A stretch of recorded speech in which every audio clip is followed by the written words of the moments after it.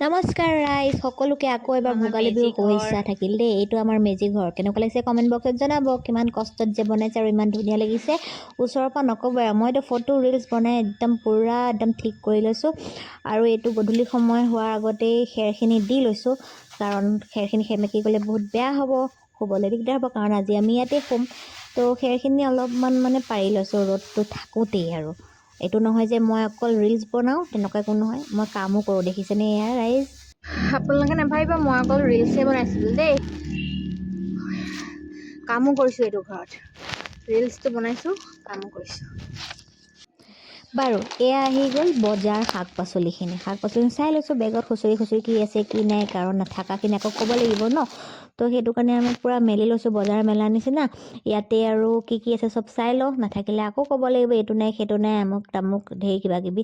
তাৰপিছতে এইফালে আছে মাছ মাংসখিনি পূৰা ধুই ল'লোঁ, ধুই মেলি থৈ দিছোঁ। আইটেম যিহেতু বহুত আছে, সময় লাগিব। আৰু এইফালে ফ্ৰাই তেল ভোগালী ইমানেই আৰু কি খাওঁ কি নাখাওঁ বহুত খাওঁ। মুঠতে আমি এক বছৰ নোখোৱা নিচিনাকৈ আমি অসমীয়া মানুহ চবেই যেন মাঘ বিহুৰ দিনাখনেই একদম খামেই তেনেকুৱাকৈ নাথাকোঁ জানো। বাৰু যি কি নহওক, আকৌ আহিলোঁ এবাৰ জুইৰ ওচৰত মেজি ঘৰলৈ। এয়া দেখিছে,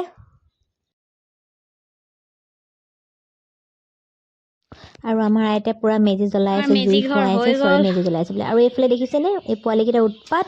তাহাঁতি পূৰা মেজি ঘৰটোত ভেলাঘৰটোত তাহাঁতৰ উৎপাত কি চাব আৰু নক'ব আৰু দেই কথা এইবিলাক। আৰু গধূলি হৈ গ'ল, গধূলি যা যোগাৰ আৰম্ভ হৈছে আৰু গোটেই বস্তু।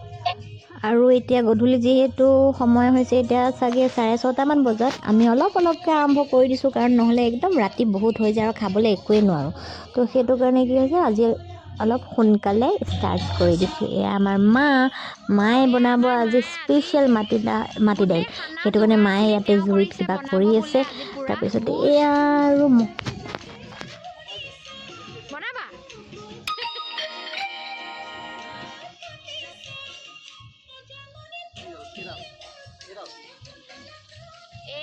মোৰ ফিচা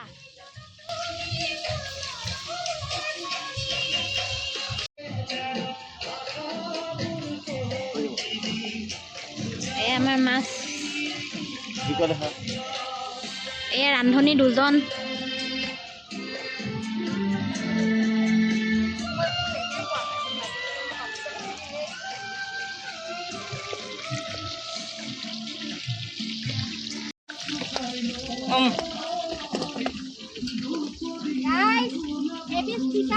অকলে খাম।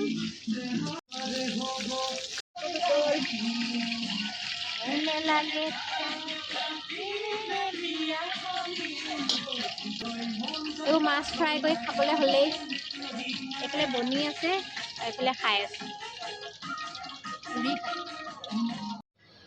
মই বনাম এতিয়া তিল চিকেন। মই তিল পিচি হৈ গ'ল, এইখিনি তিল পিচি হৈ গ'ল। আৰু আমাৰ মায়ে বনাই আছে মাটিমাহ, সাৰ দিয়া মাটিমাহ। এইবোৰ ৰেডি হৈ আছে আৰু কমপ্লিট।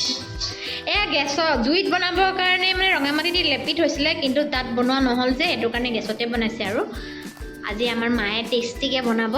তেওঁৱে বনায় চব খানা, টেষ্টি। আজি অলপ ইউনিক ষ্টাইলত বনাইছে। আপোনালোকক লাষ্টত দেখাম হা, কেনেকৈ বনাই কি কৰে, লাষ্ট দেখাম।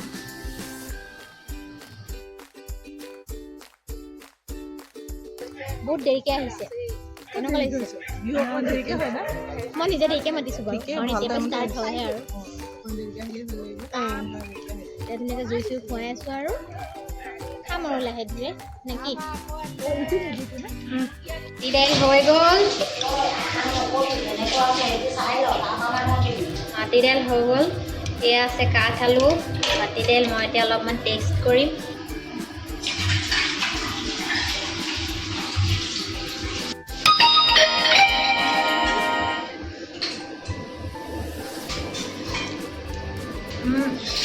ঠিকে আছে। তিল চিকেন বনি আছে, আমাৰ বাইদেউ বনাইছে। আৰু এইফালে আমাৰ মনিকা যি।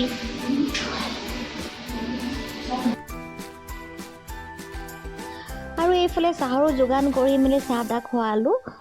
বিহু পিঠা, কেক আৰু ঢেৰ কিবা কিবি আৰু আছিল তো এনেকৈ দিলোঁ চাহ এইফালে তিল চিকেনো ৰেডি হৈ গ'ল তিল চিকেন তাই বনাইছিলে মই বনাম বুলি ভাবিছিলোঁ কিন্তু মই বনাবলৈ সময়ে নহ'ল এইফালে তাই বনালে আৰু ভাল বনাইছে তাই প্ৰথম বনাইছিলে আৰু এইফালে লোকেলখিনি হৈ গ'ল কি মজা লাগিছে দেখি গোন্ধ কি আহিছে গাইছ নক'ব আৰু মজা গোন্ধ মই বোলো টেষ্ট কৰিব লাগিব তাৰপিছতে চবফালে চাই মেলি মই আকৌ ভিতৰলৈ গুচি গ'লোঁ এইফালে তিল চিকেনখিনি পূৰা হৈ গ'ল টেষ্ট কৰিলোঁ টেষ্ট কৰি মস্তি লাগিলে ঠিকে আছে আৰু তিল চিকেন কি হয় মানে গৰমে গৰমে খাবলৈ ভাল পিছত আকৌ খাব হ'লে গৰম কৰিব লগা হয় ঠাণ্ডাত বেয়া লাগে খাবলৈ চব ধুনীয়া হৈছে আৰু এইফালে হৈ গ'ল আমাৰ জুইত বনোৱা লোকেল চিকেনখিনি হৈ গ'ল তো আজি কোনে পায় আৰু খাবহে লাগে আৰু নহয়নে বাৰু মাতাজী বলো ভাই মনিকাজী আহিলা ভাল লাগিলে বাই বাই ভিডিঅ'বিলাক মানে বৰষুণ দি মেজি ঘৰৰ অৱস্থা বেয়া দেখিছেনে বৰষুণ দি গোটেই ভেলাঘৰৰ অৱস্থা বেয়া কৰি দিলে খানা পিনা চব নি দৌৰিব লগা হ'ল ভিতৰলৈ কাৰণ ভাবিছিলোঁ ইয়াতে খাম বুলি কিন্তু দেখিলে অৱস্থা কি কৰি পেলাই বৰষুণে 5 মিনিটত আৰু এইফালে আমাৰ মেগী পুৰা ফূৰ্তি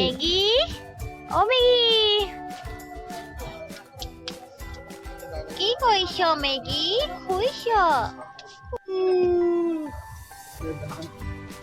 আমাৰ হোটেলখন টানি আজৰি ভিতৰলৈ নিয়াৰ পাছত আমি গোটেইকেইটা ইয়াতে পৰি আছোঁ ঠাণ্ডা যিহেতু আৰু ঘৰটো একো হোৱা নাই ন বাহিৰৰখিনি বস্তুখিনিয়ে ভিতৰলৈ নিয়া হ'লে তাৰপিছত আমি গোটেইখিনি পৰি আছোঁ হোটেলৰ মানত লাষ্টত গৈ ৰাতি 1টা বজাত খাইছোঁ অকণ লৈছোঁ চবৰে বেছিভাগ নল'লে খাই বৈ আৰু বেছি ভিডিঅ' নকৰিলোঁ ইমানতে সমাপ্তি ৰাতিৰ খানা এইফালে ৰাতিপুৱা পাপাৰ তাত চাকি জ্বলাই ল'লোঁ জ্বলাই লোৱাৰ পাছত এইফালে আমাৰ হৈ গ'ল নিয়ম যি কৰিব লগা থাকে আৰু এইফালে আমাৰ মেজি জ্বলাইছে দাদাই আৰু এনেকৈ এইবাৰ ভোগালী বিহুটো ধুনীয়াকৈ গ'ল আপোনালোকৰ কেনেকুৱা হ'ল জনাব আশা ৰাখিছোঁ সকলোৰে ভাল গ'ল আকৌ এবাৰ ভোগালী বিহুৰ শুভেচ্ছা থাকিল সকলোকে দেই আৰু আজিলৈ যিহেতু চাহ তাহ অলপ খাই লৈছোঁ যিখিনি পিঠা পানা খাব লাগে খাই লৈছোঁ আৰু পেট যিহেতু খালী আছে ৰাতি খোৱা নাই সেইখিনি পাছত খাম আৰু দগৰি সেনেকৈ গ'ল যদি ভিডিঅ'টো চাই ভাল লাগে লাইক কমেণ্ট আৰু মোৰ চেনেলটো ছাবস্ক্ৰাইব কৰি দিব আজিলৈ আহোঁ আকৌ এটা পুনৰ নতুন ভিডিঅ' লৈ আহিম বাই বাই